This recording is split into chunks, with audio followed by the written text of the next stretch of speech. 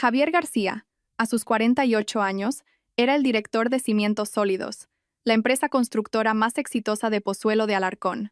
Daba empleo a más de 200 personas y completaba proyectos no solo en la Comunidad de Madrid, sino en comunidades autónomas de toda España. Sus manos, cubiertas de callos, contaban la historia de un hombre que había empezado de la nada, ascendiendo desde peón de obra hasta convertirse en un magnate con un patrimonio de decenas de millones de euros. 15 años atrás, se había casado con Elena Vargas, la bella hija del exalcalde de la ciudad, el señor Vargas.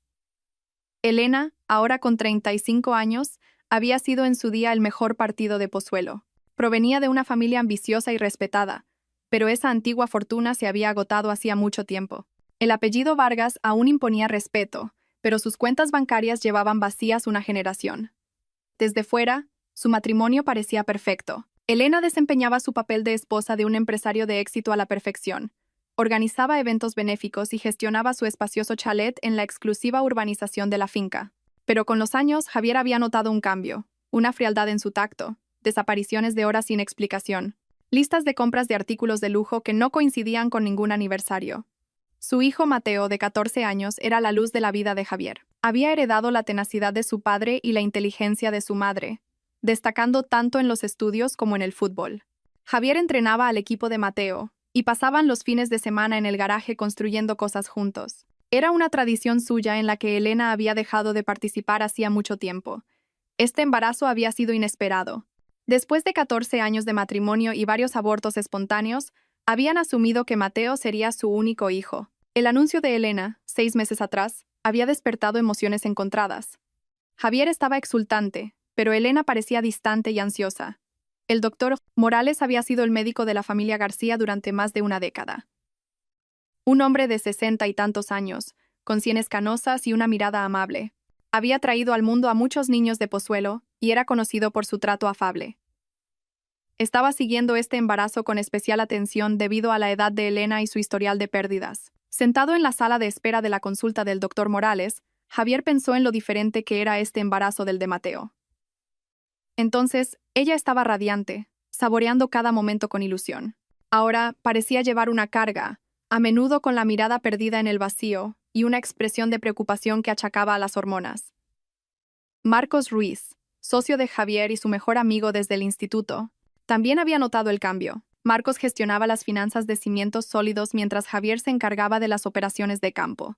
Le había comentado que había visto a Elena por el centro a horas extrañas, siempre consultando el móvil con una sonrisa secreta que, según él, nunca le llegaba a los ojos. Javier, ¿algo no va bien con Elena?, le había dicho Marcos el viernes anterior, mientras tomaban unas cañas como de costumbre. Mi mujer, Sara, la vio en una terraza en la Avenida de Europa, hablando muy seriamente con un tipo que no conocía. Dice que cuando la saludó, Elena casi dio un brinco del susto. Javier le restó importancia en ese momento, pero la semilla de la duda ya estaba plantada. El comportamiento de Elena se volvió más errático. Llegaba tarde a casa después de supuestas tardes de compras sin bolsas, recibía llamadas en susurros y mostraba un interés casi nulo en preparar la habitación del bebé. La mañana de la revisión, Elena estaba especialmente callada. Apenas probó el desayuno y se miraba con nerviosismo en cada espejo por el que pasaba. Cuando Javier sugirió que celebraran la buena salud del bebé con un almuerzo después de la cita, ella simplemente asintió sin entusiasmo. Ahora, mientras esperaba a que saliera de la consulta, Javier intentaba reprimir una ominosa premonición de que algo iba terriblemente mal. Había forjado su éxito confiando en su instinto, y ahora mismo, todos sus instintos gritaban que la vida que había construido tan perfectamente estaba a punto de derrumbarse. La consulta del doctor Morales parecía más pequeña de lo habitual. Elena estaba tumbada en la camilla de exploración, con la camisa subida para dejar al descubierto su vientre abultado. El gel se sentía frío sobre su piel, pero no tanto como el pánico que recorría sus venas. Llevaba semanas temiendo esta cita, sabiendo que la moderna tecnología de ecografía revelaría lo que tan desesperadamente intentaba ocultar. La aventura había comenzado 8 meses atrás, casi por accidente. Adrián Vega era un promotor inmobiliario de Madrid, del selecto barrio de Salamanca.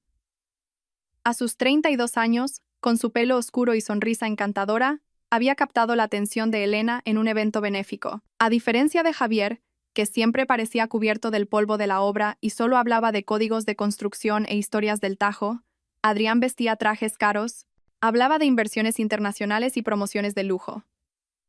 Elena se había sentido atrapada en Pozuelo durante años.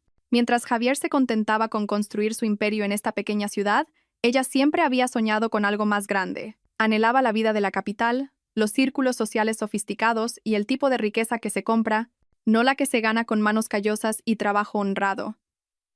Adrián la había cortejado sin descanso después de ese primer encuentro. Llegaban flores carísimas a casa cuando Javier estaba trabajando, seguidas de un aluvión de mensajes de texto que prometían una vida más allá de Pozuelo. Con él, alquiló la mejor suite del Parador de Segovia, a 40 minutos de distancia, y allí se encontraban 2 veces por semana para vivir la pasión que hacía que Elena se sintiera viva. El embarazo fue un accidente. Un momento de descuido en el que la pasión superó a la razón. Para cuando Elena se dio cuenta de lo que había ocurrido, ya era demasiado tarde para la solución discreta que había considerado inicialmente. Las fechas no cuadraban, peligrosamente. Se había acostado con Adrián 3 semanas antes de la última vez que estuvo con Javier. El doctor Morales movía el transductor sobre su vientre, su expresión cada vez más seria mientras miraba el monitor. Elena no podía ver la pantalla desde su posición, pero estudiaba su rostro, notando el ceño fruncido, los labios apretados.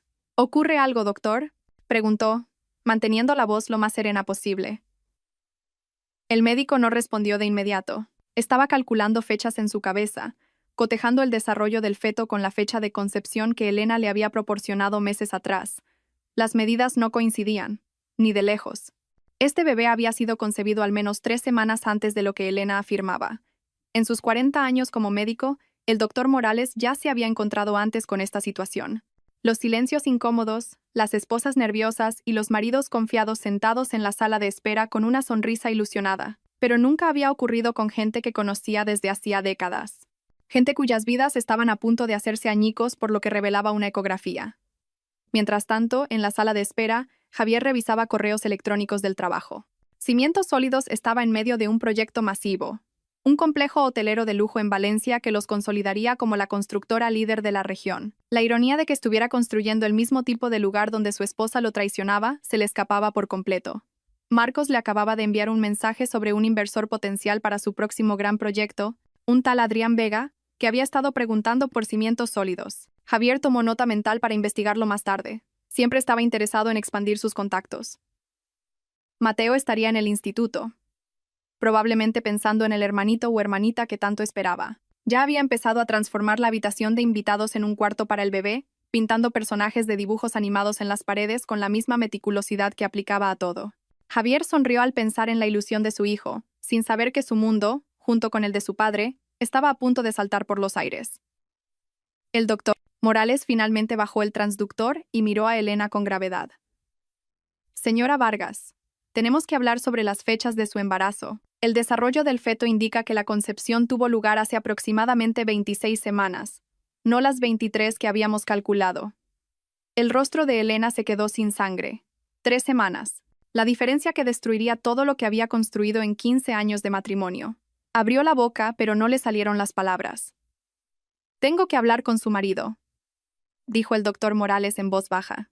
Esta es una conversación que les afecta a ambos, y él tiene derecho a saber la verdad. Mientras el médico salía a buscar a Javier, Elena cerró los ojos, preparándose para el fin del mundo tal y como lo conocía. En algún lugar de la ciudad, Adrián Vega probablemente estaba cerrando otro trato inmobiliario, completamente ajeno a que su secreto estaba a punto de destruir varias vidas. En la sala de espera, el hombre que la había amado y en quien había confiado durante 15 años estaba a punto de descubrir que su vida perfecta se había construido sobre una base de mentiras. La mano del doctor Morales temblaba ligeramente mientras se dirigía a la sala de espera. En 40 años de carrera, había dado innumerables malas noticias, pero ninguna se había sentido tan personal. La familia García había sido su paciente desde el nacimiento de Mateo, y Javier había construido la ampliación de su clínica hacía solo 5 años. Esto no era solo una cuestión de ética médica. Era ver cómo el mundo de un buen hombre se desmoronaba. Señor García, ¿podemos hablar un momento en privado? La voz del doctor Morales era controlada, pero Javier detectó la tensión de inmediato. Dejaron a Elena sola en la sala de exploración y entraron en su despacho. El doctor cerró la puerta e hizo un gesto a Javier para que se sentara, aunque él permaneció de pie, caminando un poco como para ordenar sus pensamientos. Javier, lo que voy a decirle es difícil de oír, pero necesita saber la verdad. Hizo una pausa, mirando al hombre que conocía desde hacía años. La ecografía muestra que el desarrollo del bebé no es compatible con las fechas que nos proporcionó su esposa. Según las mediciones, la concepción tuvo lugar hace unas 26 semanas, no 23. Javier frunció el ceño, procesando la información. ¿Qué significa eso exactamente? Significa que el bebé no pudo ser concebido en un momento en que usted y su esposa estuvieron juntos. Según sus historiales y nuestras consultas previas, durante la ventana de tiempo en que tuvo lugar la concepción, usted estaba de viaje de trabajo en la obra de Valencia. La comprensión lo golpeó como un martillo, y el color desapareció del rostro de Javier. El proyecto de Valencia. Estuvo allí 3 semanas en enero. Era el contrato más grande que Cimientos Sólidos había conseguido. Llamaba a Elena todas las noches, echándola de menos terriblemente, deseando volver a casa para celebrar su éxito. ¿Estás seguro? La voz de Javier era apenas un susurro. El doctor Morales asintió solemnemente. He revisado las mediciones 3 veces. No hay duda sobre las fechas. Javier se levantó lentamente. Los últimos 6 meses pasaron por su mente como un torbellino. El extraño comportamiento de Elena, las llamadas secretas, la distancia entre ellos.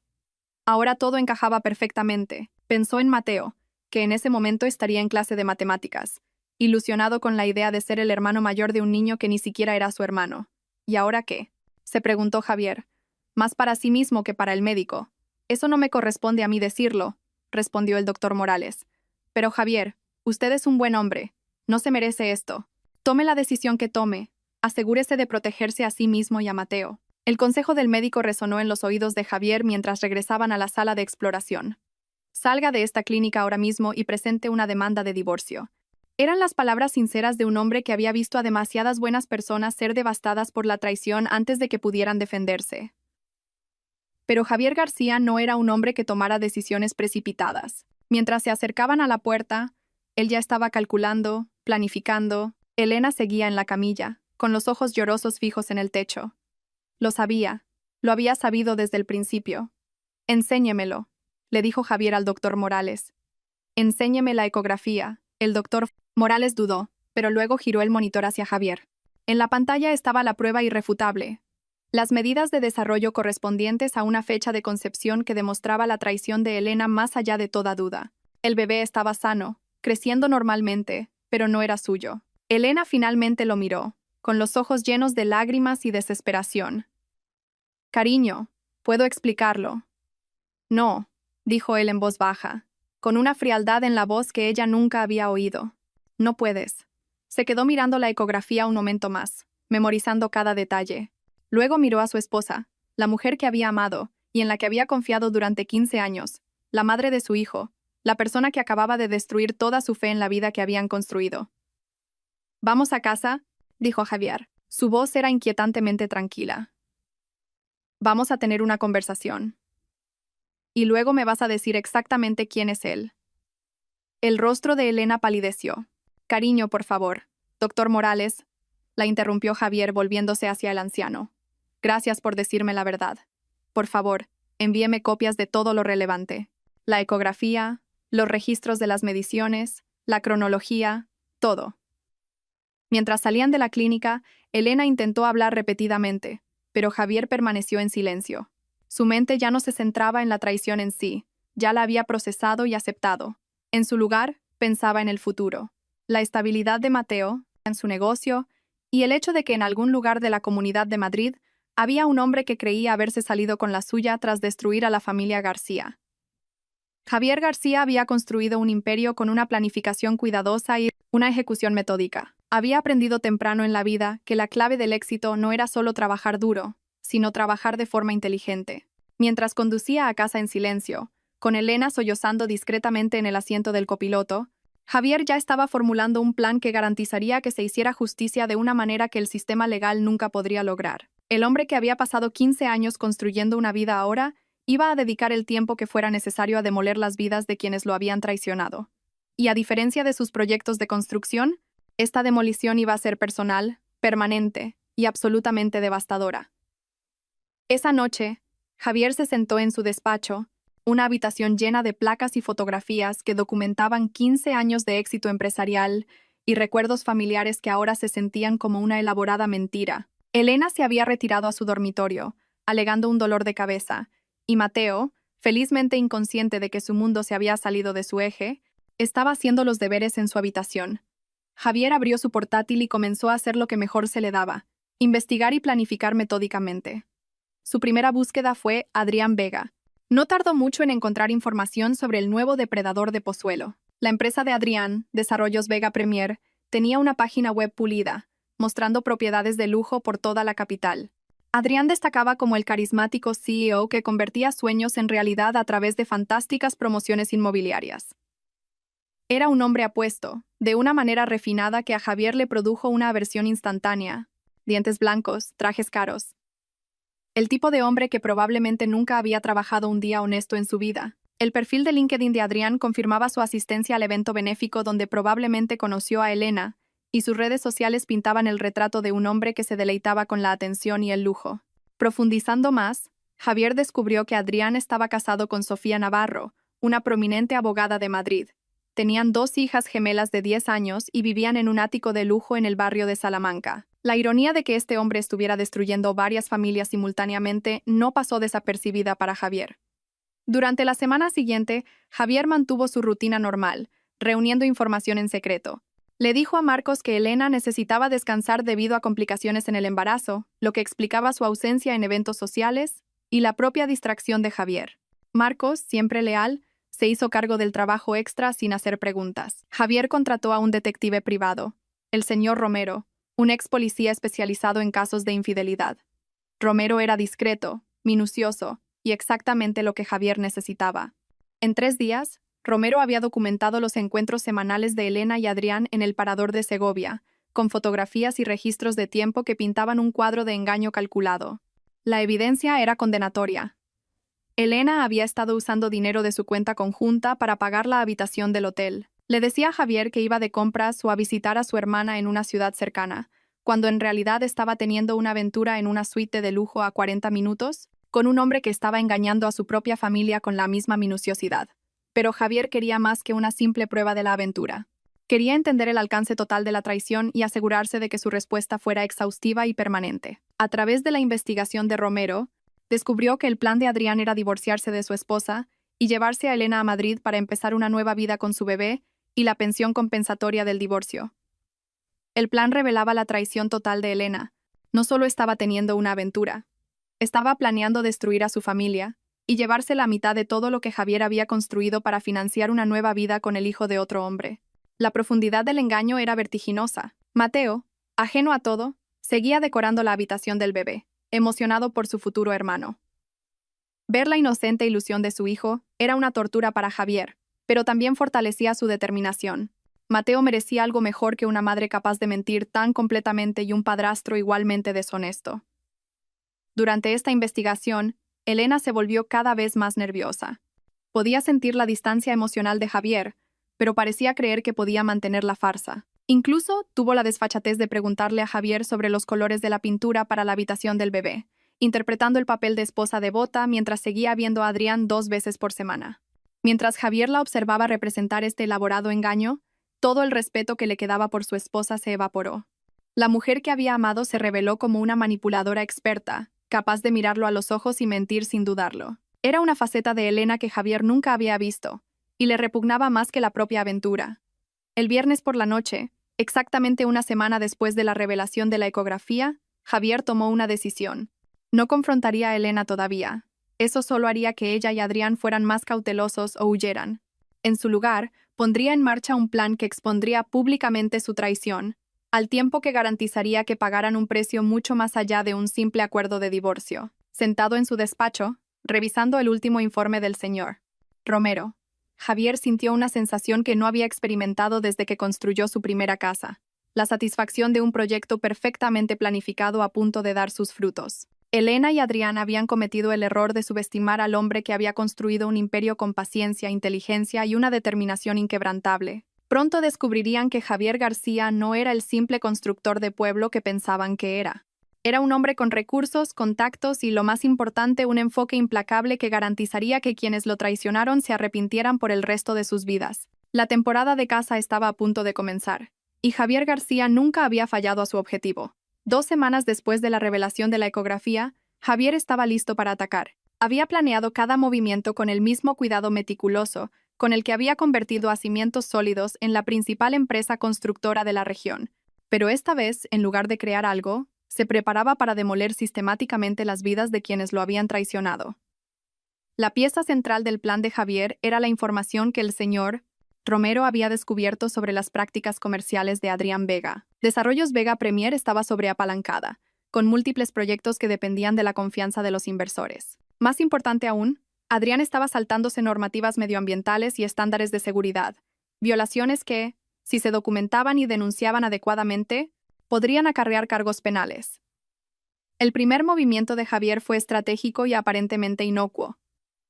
Organizó una reunión de negocios con Adrián, con el pretexto de discutir una posible asociación. La reputación de Cimientos Sólidos en la región lo convertía en un socio atractivo para cualquier promotor, y Adrián aceptó reunirse con entusiasmo. Se encontraron en un prestigioso club de golf de Pozuelo, un lugar donde Javier, como miembro fundador, tenía una influencia considerable. Adrián llegó en su BMW, vistiendo un traje de diseño que probablemente costaba más de lo que la mayoría de la gente gana en un mes. El hombre resumaba arrogancia, claramente creyendo que estaba a punto de cerrar un lucrativo trato con un simple constructor local. «Señor García, he oído cosas maravillosas sobre su empresa», dijo Adrián, extendiendo la mano con una sonrisa ensayada. «Creo que podríamos hacer grandes cosas juntos». Javier le estrechó la mano, sintiendo la palma suave de un hombre que nunca había empuñado un martillo, ni se había ganado un callo honesto. «Siempre estoy interesado en trabajar con promotores ambiciosos. Hábleme de sus proyectos actuales». Durante el almuerzo, Adrián habló con entusiasmo de sus diversas promociones, revelando inadvertidamente detalles sobre medidas de ahorro de costes y atajos regulatorios que Javier registró mentalmente. El hombre estaba tan seguro de su propia astucia que, sin saberlo, estaba confesando numerosas violaciones. «A veces hay que ser creativo con la normativa, ¿sabe?», dijo Adrián, guiñando un ojo cómplice. «Una evaluación de impacto ambiental puede ser bastante flexible si se conoce a la gente adecuada». Javier asintió pensativamente, mientras grababa discretamente la conversación en su teléfono. «Muy interesante. Me gustaría ver algunas de sus obras en persona». Acordaron que Javier visitaría 3 de los proyectos actuales de Adrián la semana siguiente. Lo que Adrián no sabía era que Javier estaba documentando todo: violaciones de seguridad, destrucción medioambiental, infracciones del código de construcción e incluso pruebas de sobornos. Cada visita a la obra proporcionaba más munición para destruir legalmente a Desarrollos Vega Premier. Mientras tanto, el comportamiento de Elena se volvía cada vez más errático. Se saltó su cita de seguimiento con el doctor Morales la semana anterior, alegando que no se sentía bien. En realidad estaba entrando en pánico por la discrepancia en las fechas del embarazo, tratando de encontrar una manera de explicarlo. Incluso consideró afirmar que el bebé era prematuro, pero las mediciones de la ecografía lo hacían imposible. La aventura con Adrián continuó, pero sus encuentros estaban ahora llenos de ansiedad en lugar de pasión. Elena sentía que Javier sabía algo, pero no podía precisar qué había cambiado exactamente. Adrián desestimó sus preocupaciones, seguro de que su encanto y la ingenuidad de su marido los protegerían. Durante este periodo, Javier también comenzó a asegurar sus propios activos. Trabajando con su abogado, el señor Jiménez, reestructuró Cimientos Sólidos para proteger la empresa de cualquier posible acuerdo de divorcio. Jiménez era un viejo amigo que había ayudado a Javier a construir su imperio empresarial, y no hizo preguntas cuando Javier solicitó una estrategia agresiva de protección de activos. «Señor García, si le preocupa un posible problema de responsabilidad legal, podemos crear una estructura corporativa más compleja», sugirió Jiménez durante una de sus reuniones. «Hagámoslo», respondió Javier. «Quiero protegerlo todo: la casa, el negocio, el fondo para la Universidad de Mateo. Todo». Mateo seguía siendo la luz en el mundo cada vez más oscuro de Javier. El chico continuaba decorando la habitación del bebé, pintando personajes de dibujos animados con la misma precisión que su padre aplicaba a los proyectos de construcción. Ver la inocente ilusión de su hijo era a la vez desgarrador y motivador para Javier. Mateo merecía estar protegido del caos que estaba a punto de desatarse. El jueves por la noche, el señor Romero entregó la última pieza de evidencia que Javier necesitaba. A través de una vigilancia discreta y una recopilación estratégica de información, Romero había descubierto que Adrián planeaba divorciarse de su esposa, Sofía Navarro, en el próximo mes. El plan era que Elena presentara inmediatamente el divorcio por diferencias irreconciliables y se mudara a Madrid una vez que naciera el bebé. Lo tenían todo planeado, informó Romero. Adrián ya ha dado la entrada para un ático en el centro. Su mujer ha estado consultando con abogados de divorcio especializados en casos de alto patrimonio. Creen que pueden irse tranquilamente con la mitad de todo lo que usted ha construido. Javier sonrió fríamente mientras revisaba las fotos de vigilancia de Elena y Adrián en el parador de esa misma semana. Pronto aprenderán que algunos planes no sobreviven al contacto con la realidad. Esa noche, mientras Elena dormía a su lado, Javier finalizó su estrategia. Expondría la aventura de una manera que causara el máximo daño a ambos traidores, mientras se protegía a sí mismo y a Mateo. El momento era crucial. Necesitaba coordinar varias piezas móviles para asegurarse de que ni Elena ni Adrián pudieran escapar de las consecuencias de sus acciones. La fase 1 había sido la recopilación de información. La fase 2 fue la recopilación de pruebas y la protección de activos. La fase 3, que comenzaría el lunes siguiente, era la guerra total. Y Javier García nunca había perdido una guerra de su elección. El lunes por la mañana fue inusualmente cálido para ser octubre, como si el universo mismo estuviera conspirando para este día de perfecta destrucción. Javier se levantó antes del amanecer, como había hecho cada mañana durante las últimas 3 semanas. Pero hoy se sentía diferente. Hoy terminaba la planificación y comenzaba la ejecución. A las 7 de la mañana, mientras Elena aún dormía y Mateo se preparaba para el instituto, Javier hizo su primera llamada. Se puso en contacto con el Ministerio para la Transición Ecológica, denunciando violaciones documentadas en las obras de Adrián. La evidencia era exhaustiva: fotografías, conversaciones grabadas y documentación de vertidos ilegales de residuos y violaciones de seguridad que ponían en peligro tanto a los trabajadores como al público. Su segunda llamada fue a la agencia tributaria. Adrián se había jactado de estrategias fiscales que bordeaban el fraude, y Javier había documentado cuidadosamente cada detalle. La agencia tributaria se toma muy en serio este tipo de denuncias, especialmente cuando van acompañadas de pruebas sustanciales. La tercera llamada fue a la esposa de Adrián, Sofía Navarro, que no sospechaba nada. Javier había dudado sobre esta decisión, pero finalmente decidió que ella merecía saber la verdad sobre la doble vida de su marido. Señora Navarro, mi nombre es Javier García. Tengo información sobre su marido que creo que debería conocer. ¿Podríamos tomar un café esta mañana? La voz de Sofía era cautelosa pero intrigada. No sé de qué se trata, señor García. Su marido está teniendo una aventura con mi mujer y planean dejar a nuestras respectivas familias. Tengo una amplia documentación y creo que debería verla antes de tomar cualquier decisión sobre su futuro. Hubo un silencio de casi 30 segundos al otro lado de la línea antes de que Sofía volviera a hablar. ¿Qué tipo de documentación? Acordaron reunirse en una cafetería cerca del bufete de abogados de Sofía. Javier llevó copias de todo: las fotos de vigilancia, los recibos del hotel, los mensajes de texto que Romero había obtenido por diversos medios, e incluso la ecografía que demostraba que Elena estaba embarazada del hijo de Adrián. Sofía era una mujer impresionante, inteligente, serena, y aunque claramente conmocionada por las pruebas, decidida a manejar la situación con profesionalidad. Como abogada de familia, comprendió de inmediato las implicaciones. Esto es exhaustivo, dijo mientras revisaba los documentos. Prácticamente ha construido un caso perfecto contra ambos. Esa era la intención, respondió Javier. Su marido planeaba dejarla por mi mujer. Pensaban que podían financiar su nueva vida con la mitad de todo lo que yo he construido. La mirada de Sofía se endureció. No si yo presento la demanda primero. Llevo meses documentando el comportamiento sospechoso de Adrián. Con sus pruebas combinadas, pasaron la siguiente hora coordinando su estrategia.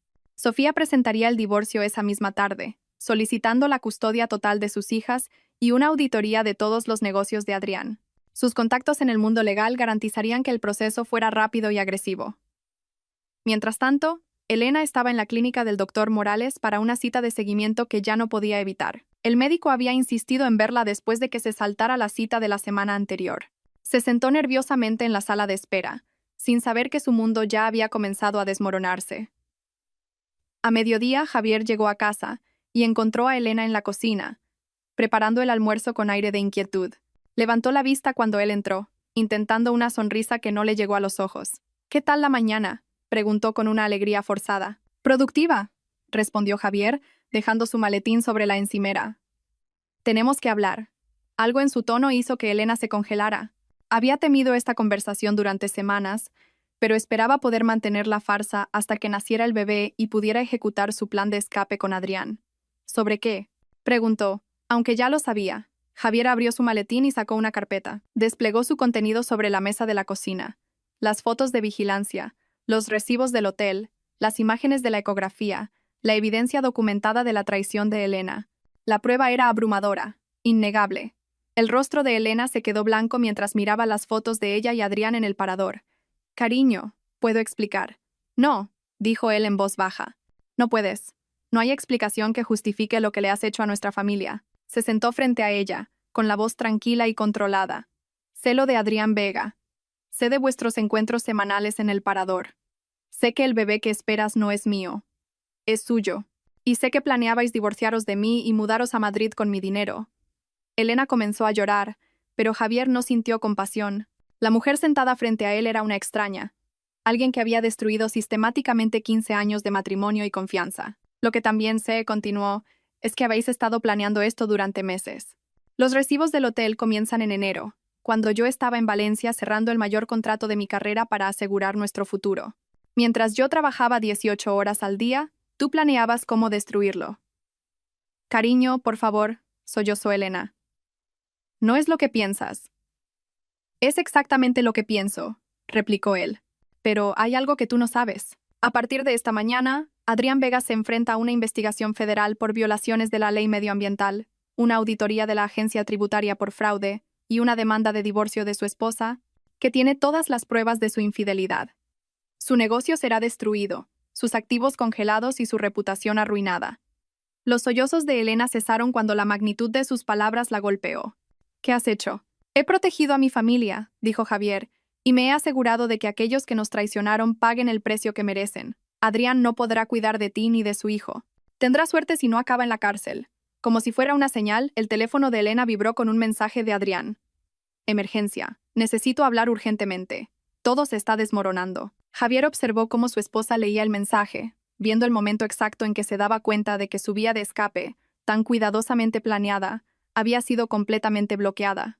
El hombre por el que había traicionado a su familia estaba a punto de convertirse en una carga, no en su salvación. «Haz las maletas», dijo Javier levantándose. «Quiero que te vayas de esta casa antes de que Mateo vuelva del instituto. A partir de ahora, toda comunicación será a través de nuestros abogados». Elena lo miró con desesperación. «¿Y el bebé? ¿Y nuestra familia?» «Ya no hay una nuestra familia», respondió Javier. «Y ese niño no es mío. Tomaste tus decisiones, Elena. Ahora vive con las consecuencias». Mientras se dirigía a su despacho para hacer otra llamada, Javier sintió una sensación de paz por primera vez en meses. El plan estaba en marcha, la verdad había salido a la luz y la justicia se estaba cumpliendo. La fase 3 había comenzado, y se estaba desarrollando exactamente como la había diseñado. En las 24 horas siguientes a la revelación de Javier, la elaborada red de mentiras que sostenía la aventura de Elena y Adrián se derrumbó como un castillo de naipes. La velocidad y la minuciosidad del colapso superaron incluso las expectativas de Javier, demostrando que las personas deshonestas rara vez limitan su engaño a un solo ámbito de sus vidas. Adrián recibió el primer golpe el martes por la mañana. Investigadores de la Fiscalía, armados con una orden de registro relacionada con las violaciones medioambientales denunciadas por Javier, irrumpieron en su oficina. Se incautaron de archivos informáticos y registros financieros de los últimos 3 años. Al mediodía, la noticia apareció en la prensa económica de Madrid con el titular: «Promotor inmobiliario de renombre bajo, investigación federal por delitos medioambientales». El segundo golpe llegó esa tarde, cuando Sofía Navarro presentó la demanda de divorcio, solicitando una congelación de emergencia de los activos basada en pruebas de disipación matrimonial y mala conducta financiera. Su demanda incluía las pruebas de vigilancia de Javier, junto con material adicional que ella había recopilado por su cuenta, pintando un cuadro de un hombre que había engañado sistemáticamente tanto a su familia como a sus socios comerciales. Mientras tanto, Elena había pasado la noche del lunes en un hotel, llamando repetidamente a Adrián mientras veía cómo su plan perfecto se hacía pedazos. Cuando finalmente logró contactar con él el martes por la tarde, el hombre que le había prometido una vida de lujo y sofisticación apenas podía mantener la compostura. «Está todo arruinado», dijo Adrián, con su habitual confianza completamente ausente. «La fiscalía se lo ha llevado todo. Sofía ha congelado todas nuestras cuentas. Los inversores se están retirando. No sé cómo ha podido pasar todo tan rápido». «Ha sido Javier», respondió Elena con amargura. Lo sabía todo. Ha estado planeando esto durante semanas. ¿Cómo que lo sabía todo? Elena explicó la revelación de la ecografía y la investigación sistemática de Javier. Mientras hablaba, Adrián se dio cuenta de la magnitud de la trampa que les habían tendido. El constructor de pueblo que había considerado un blanco fácil había orquestado su ruina con una precisión que habría impresionado a un estratega militar. «Tenemos que encontrar una solución», dijo Adrián, pero su voz carecía de convicción. «Ya no hay un nosotros», lo interrumpió Elena.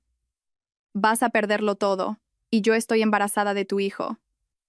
¿Cómo se supone que vas a cuidar de nosotros ahora?» La conversación terminó con Adrián colgando, dejando a Elena sola en su habitación de hotel, rodeada de los escombros de sus decisiones. El hombre por el que había traicionado a su familia resultó ser lo opuesto a todo lo que Javier siempre había sido. Donde Javier era fiable, Adrián era débil. Donde Javier tenía principios, Adrián era egoísta. Donde Javier luchaba por su familia, Adrián abandonaba sus responsabilidades a la primera señal de problemas. El miércoles trajo noticias aún más devastadoras para los dos traidores. La agencia tributaria anunció una auditoría completa de Desarrollos Vega Premier, con posibles cargos penales pendientes. 3 inversores clave se retiraron de los proyectos de Adrián, citando preocupaciones sobre su reputación. Su abogado le informó que la empresa probablemente tendría que declararse en quiebra en un plazo de 60 días. Para Elena, la realidad de su situación se hizo cada vez más clara. Su hermana se negó a dejar que se quedara en su casa, asqueada por la traición de Elena a Javier y Mateo. Sus padres, miembros de la antes orgullosa familia Vargas, estaban horrorizados por el escándalo y solo ofrecieron fría desaprobación en lugar de apoyo. Mientras tanto, Marcos Ruiz demostró su lealtad a Javier asegurándose de que los rumores sobre la infidelidad de Elena se extendieran por la unida comunidad empresarial de Pozuelo con la precisión de un cirujano. Para el miércoles por la noche, todas las personas importantes sabían exactamente lo que había sucedido y dónde recaía la culpa. La opinión pública apoyaba abrumadoramente a Javier y despreciaba la traición de Elena. Mateo recibió la noticia con la madurez que aplicaba a todo, aunque Javier podía ver el dolor en los ojos de su hijo. «¿Mamá ya no va a volver a casa?», preguntó el chico el miércoles por la noche, mientras construían una estantería en el garaje para reemplazar la decoración de la habitación del bebé que Mateo había desmontado él mismo. «No», respondió Javier con honestidad. «Pero vamos a estar bien. Siempre hemos sido un buen equipo, y eso no va a cambiar». «Siento lo del bebé», dijo Mateo en voz baja. Tenía muchas ganas de ser hermano mayor. Javier dejó sus herramientas y miró a su hijo, la única parte verdaderamente auténtica y valiosa de su matrimonio. «Serás un gran hermano mayor algún día, cuando sea el momento adecuado. Esto no es culpa tuya, Mateo. Tú no has hecho nada malo». El jueves cayó la última ficha del dominó en la meticulosamente planeada operación de Javier. El señor Romero entregó pruebas de que Adrián había estado malversando fondos de su propia empresa para financiar su aventura con Elena. Las caras suites de hotel, los regalos, incluso los gastos de compras de Elena, todo había sido pagado con dinero robado a sus inversores y socios comerciales. La prueba de la malversación fue el último clavo en el ataúd profesional de Adrián. A las pocas horas de ser entregada a la fiscalía, se emitió una orden de arresto. Fue detenido en su oficina el jueves por la noche, esposado y sacado del edificio, mientras las cámaras de las noticias locales captaban cada momento de su humillación. Elena vio el arresto en las noticias locales desde su habitación de hotel. Con una mano en su creciente vientre, se dio cuenta del alcance total del precio de sus decisiones. El hombre por el que había traicionado a su familia no solo era infiel y débil, sino un criminal que la había utilizado, convirtiéndola, sin que ella lo supiera, en cómplice de sus planes. El viernes por la noche, exactamente una semana después de que Javier presentara a Elena las pruebas de su traición, se sentó en su despacho, revisando los resultados de su operación. Adrián Vega estaba en prisión preventiva federal, enfrentándose a cargos que probablemente le costarían una década de cárcel. Su negocio estaba en quiebra, sus activos embargados y su reputación destruida sin posibilidad de reparación. Elena estaba sola, embarazada, y enfrentándose a un divorcio que le dejaría con un mínimo de activos, gracias al acuerdo prenupcial que habían firmado y a las cláusulas de culpabilidad que anulaban la mayor parte de su protección financiera. Su familia le había dado la espalda, sus amigos la habían abandonado, y el hombre por el que había traicionado a su familia se dirigía a la cárcel. Javier cerró los archivos en su escritorio, sintiendo la satisfacción de un trabajo bien hecho. El plan había sido meticuloso, la ejecución impecable, y los resultados, exhaustivos. Quienes lo habían traicionado se enfrentaban a consecuencias proporcionales a sus acciones. Él y Mateo, por otro lado, eran libres para reconstruir sus vidas sobre una base de verdad, no de mentiras. La fase 3 estaba completa. Era hora de comenzar la fase 4, construir algo mejor sobre las cenizas de lo que había sido destruido. 3 meses después de la revelación de la ecografía que lo cambió todo, Pozuelo de Alarcón se había asentado en una nueva normalidad que reflejaba las consecuencias de las decisiones tomadas y la justicia impartida. El invierno había llegado temprano, cubriendo la ciudad con una capa de nieve como si quisiera purificar el aire del escándalo que había dominado las conversaciones locales durante todo el otoño. Adrián Vega cumplía una condena de 7 años en una prisión federal por malversación y delitos medioambientales. La acusación había sido rápida e implacable. Las pruebas proporcionadas por Javier formaron el núcleo del caso, dejando poco espacio para la negociación. El hombre que una vez se pavoneaba con trajes caros ahora vestía un mono naranja de preso y parecía haber envejecido 10 años en 3 meses. Sus hijas gemelas vivían con su madre, quien se había mudado a otra comunidad autónoma para escapar del escándalo tras asegurarse la mayor parte de los activos restantes de Adrián. Elena dio a luz a una niña en diciembre, a la que llamó Carmen. El parto fue difícil, tanto física como emocionalmente. Se enfrentó a la realidad de la maternidad en solitario en un pequeño apartamento al otro lado de la ciudad, subsistiendo con ayudas sociales y la mínima pensión que el tribunal le había concedido, teniendo en cuenta su culpabilidad en el divorcio. La que fuera la orgullosa hija del alcalde ahora trabajaba a tiempo parcial en un supermercado, apenas llegando a fin de mes mientras cuidaba de un bebé cuyo padre estaría en la cárcel hasta que la niña tuviera edad para ir al colegio. La ironía de que Elena, que soñaba con escapar a una vida de lujo y sofisticación, se encontrara atrapada en el tipo de pobreza que siempre había despreciado, no pasó desapercibida para nadie en Pozuelo. Su familia había comenzado a hablarle de nuevo lentamente, pero la relación seguía siendo tensa y condicional. El nombre de la familia Vargas, antes respetado en Pozuelo, estaba ahora asociado al escándalo y al mal juicio. Javier, mientras tanto, prosperaba de una manera que incluso a él le sorprendía. El divorcio finalizó en enero, con Elena recibiendo mucho menos de lo que había esperado gracias al acuerdo prenupcial y a las pruebas de su infidelidad. Cimientos Sólidos consiguió 2 contratos importantes tras el escándalo. Los clientes admiraban la integridad de Javier y la dignidad con la que había manejado su crisis personal. Mateo se adaptó a su nueva vida con una resiliencia notable. Aunque al principio el chico luchó con la ira hacia su madre, Javier lo guió cuidadosamente para asegurarse de que pudiera procesar la traición sin que ésta envenenara su visión de todas las relaciones. Se hicieron aún más cercanos, pasando las noches trabajando en proyectos juntos y los fines de semana explorando rutas de senderismo por la Sierra de Madrid. «Papá», dijo Mateo un sábado por la mañana, mientras reconstruían la terraza trasera de la casa, «¿crees que te volverás a casar?». Javier dejó de martillar y consideró la pregunta. A sus casi 50 años era más viejo y más sabio, pero no amargado. La traición le había enseñado el valor de la prudencia, pero no había destruido su capacidad de confiar, solo lo había hecho más selectivo sobre quién se la merecía. Algún día, respondió con honestidad, pero no hasta que tú y yo hayamos terminado de construir nuestra nueva vida juntos. Somos un buen equipo por ahora, ¿no? Marcos Ruiz se había convertido en un amigo aún más cercano a través de la crisis. Su lealtad durante los momentos más oscuros forjó un vínculo que iba más allá de su asociación empresarial. Su esposa, Sara, asumió un papel protector con Mateo, asegurándose de que el chico se sintiera apoyado por una comunidad más amplia a pesar de que su familia nuclear se había hecho añicos. La reconstrucción de la vida personal de Javier fue similar a su enfoque en los proyectos de construcción, metódica, paciente y construida para durar. Se unió al consejo escolar, convirtiéndose en un defensor de programas para apoyar a niños de familias rotas. Inició un fondo de becas a nombre de Mateo para ayudar a los estudiantes locales a asistir a la formación profesional o a la universidad. El doctor Morales se jubiló en diciembre y vendió su clínica a un médico más joven, pero permaneció en Pozuelo. Ocasionalmente tomaba café con Javier, y sus conversaciones a menudo giraban en torno a los desafíos éticos de decir la verdad y las formas inesperadas en que la honestidad puede conducir a la justicia. «Hiciste lo correcto», Javier, le dijo el anciano doctor durante una de sus charlas. «Me costó valor decirte la verdad, pero mi silencio habría sido peor para todos. Incluso para Elena. Ella vivía una mentira», respondió Javier. «Y aunque no lo viera, eso la estaba destruyendo. La verdad le dio la oportunidad de enfrentarse a la realidad y, quizás, de convertirse en una mejor persona». Para la primavera, Elena, de hecho, comenzó a mostrar signos de crecimiento personal, aunque a un coste tremendo. Las dificultades de ser madre soltera y los apuros económicos habían despojado la arrogancia y la superficialidad que habían caracterizado su personalidad durante años. Trabajaba duro en su empleo, cuidaba de Carmen con devoción y comenzó a ir a terapia para entender cómo había llegado a tomar decisiones tan destructivas.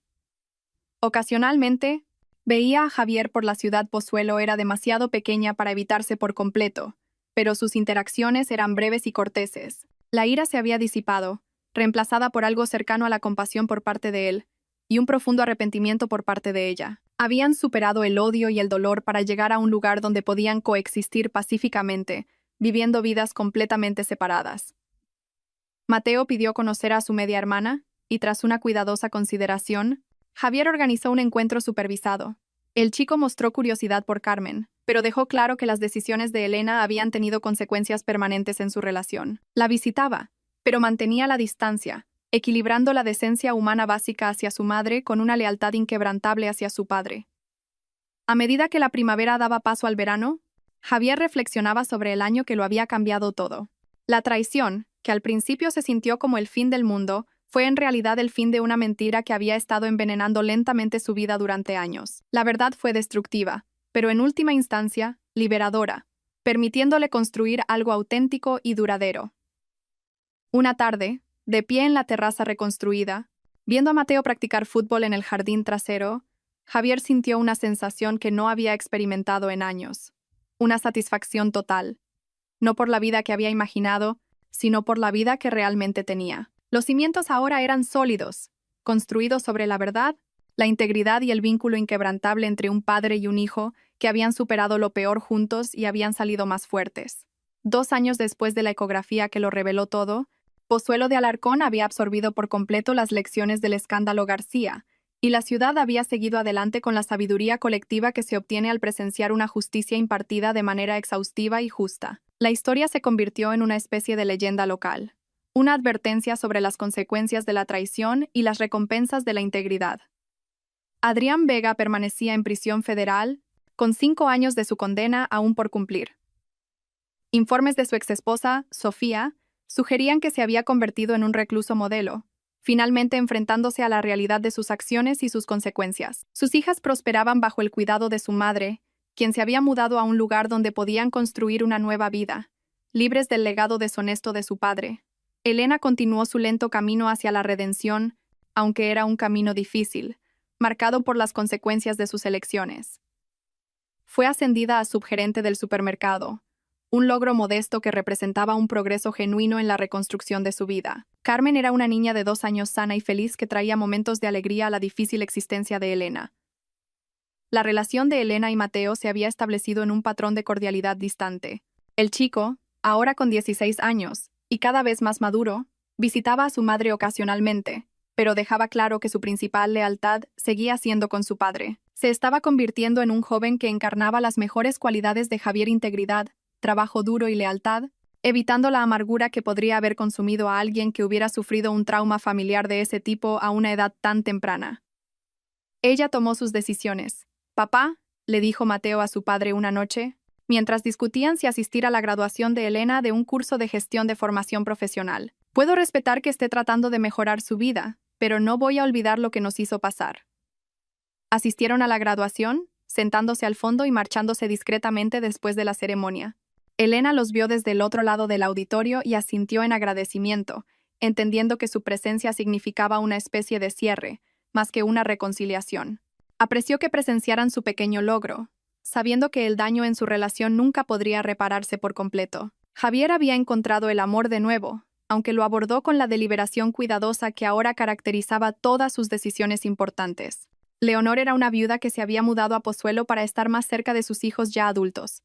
Era amable, inteligente y compartía los valores de honestidad y trabajo duro de Javier. Su relación se desarrolló lentamente durante 18 meses, ambos entendiendo la importancia de construir algo genuino en lugar de apresurarse. Mateo aprobaba a Leonor, apreciando su respeto por su relación con su padre y su comprensión de que no estaba tratando de reemplazar a su madre, sino de añadir algo positivo a sus vidas. Los tres formaron una cómoda unidad familiar, avanzando hacia el futuro mientras respetaban el pasado. Cimientos Sólidos había crecido exponencialmente, expandiéndose a 3 comunidades autónomas y empleando a más de 400 personas. La reputación de integridad de la empresa se había convertido en su mayor activo, con clientes que los buscaban específicamente por el carácter de Javier.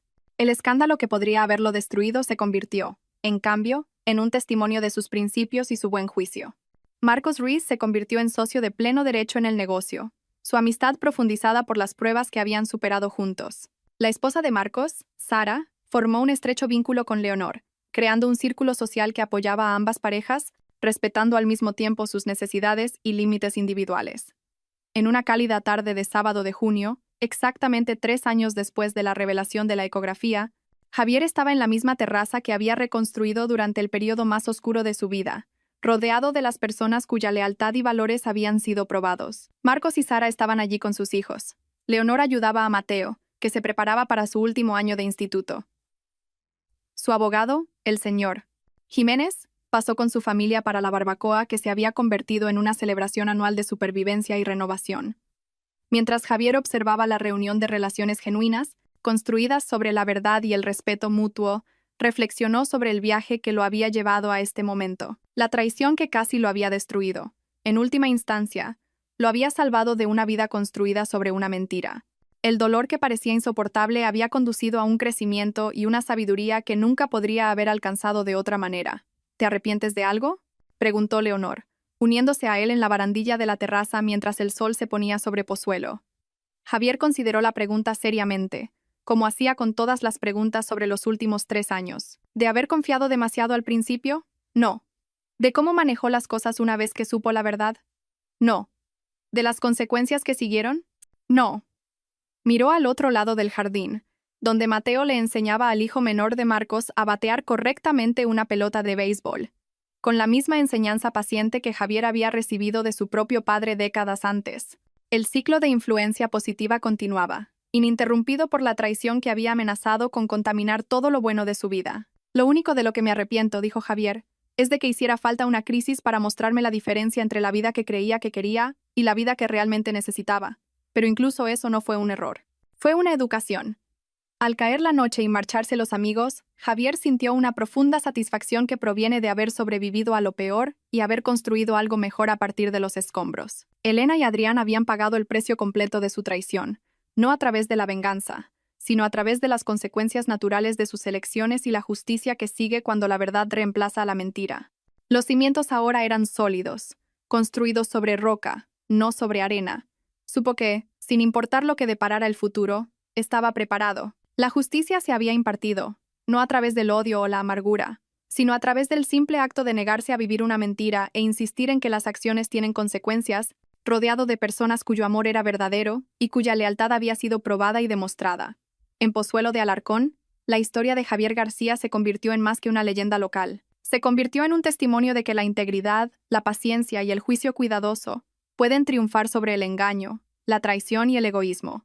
El hombre que lo había perdido todo había ganado algo mucho más valioso, una vida construida sobre la verdad, rodeada de personas dignas de confianza y arraigada en el conocimiento inquebrantable de que se había enfrentado a lo peor y había vencido.